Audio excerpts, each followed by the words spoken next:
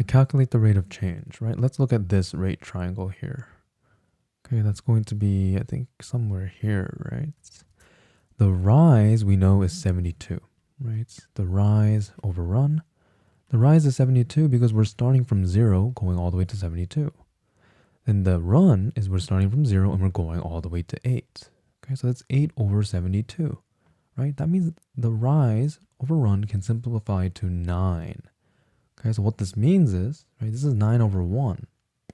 Okay, so as the area, right, that we want to paint increases by 9 meters squared, we're going to need 1 more liter of paint, right, to paint the wall. Okay, so we have that. Now, how much wall space will 9 liters of paint cover? So that's over here, right? If we continue this line like so, we can see that it's going to be approximately here, right? So it's going to be a number that's bigger than 80.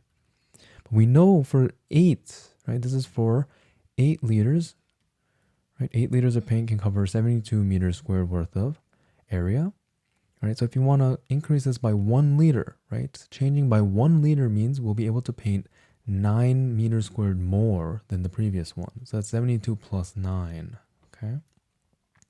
So if we have that, this becomes 81 meters squared.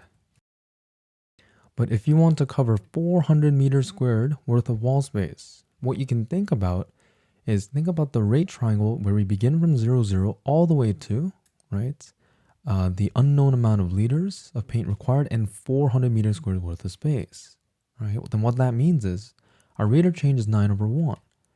But what we want is this to be 400, right? And then the amount of paint. So let's call this x.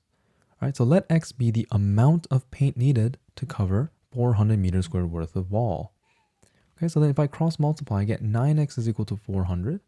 So then x is equal to 400 over 9, right? But that approximately equals to 44.4, right? So because, right, this is the rate of change, right? 1 liter of paint is required for 9 meters squared, meaning for this much, right, area, I need 44.4 liters of paint.